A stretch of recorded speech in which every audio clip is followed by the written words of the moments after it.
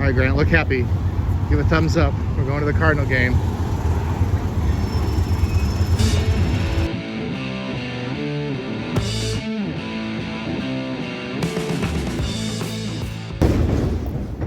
I told Grant to look happy because it's hard to look happy when you're going to a St. Louis Cardinals game in 2024.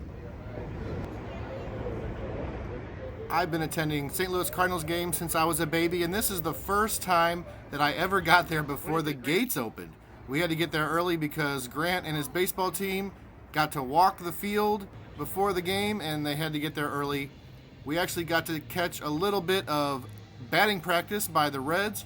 Grant went down to see if he could snag a home run ball. Unfortunately, we didn't get any. I have never caught any foul ball, home run ball, got a toss-up. Grant's trying to get one, but it was not in the cards today. I was even looking for one that may have hit earlier in the stands, but nothing. And there's a kid who knows what's up. Ken Griffey Jr., my favorite player of all time.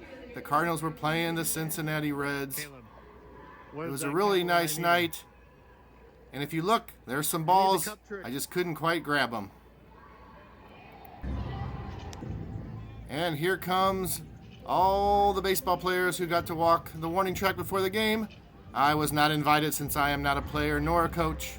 But here are our actual seats. Pretty good seats. However, on SeatGeek, you can get the same seats for probably about $2 or $3. Right before the game started, I headed over to the concession stand to get some snacks. These prices are out of control. They are higher than John Denver at a Red Rocks concert. It is so ridiculous. I got a little flimsy thing of nachos that probably cost 50 cents. I got a popcorn and 2 bottled waters for over $29. That is insane. No wonder people don't want to come down to the old ball game with prices like that. They announced the paid attendance of 30,000 for this game, but that's ridiculous because there was only maybe 15 to 20,000 there, so many people aren't showing up because this team is dull. They can't score any runs. They're pretty much out of the playoff contention unless a miracle happens, but it's not going to happen. I mean, this team is less exciting than if you stood by a wall of siding and just looked at it. It makes me want to cry. Hold on. Just a second. Okay. Now I'm crying. The Cardinals hit a home run here to tie the score at 1-1, but to be honest, I didn't even care because this game was dragging more than RuPaul. At one point, Grant ditched me. He went down to the front row with some of his friends and watched the game for a lot of the game down there and just left me alone with my thoughts on how much I could not stand this Cardinals team of 2024. And what makes it even worse is they're not even that bad of a team. They're about a 500 team, which is infuriating because they have the pitching, but their offense is absolutely ridiculous. They overpaid for all these players. It's just so frustrating. So many changes need to be made, and they probably won't be made, and that's what's frustrating fans even more, that they stop coming to the games. This is the lowest attended stretch of games ever for the Cardinals in this stadium, probably since maybe the 80s when they were really bad on a few of those years, and maybe even into the 90s. But I have never seen crowds as low as this. The in-game experience is also just as boring. They've been playing the same games every half inning for the last 20 years. Press your luck. There's usually a trivia. They do the kiss cam, the dance cams. They play the same songs, the cap dance. Can we do something original, something new and different? It's like we see the same exact things every single time we go.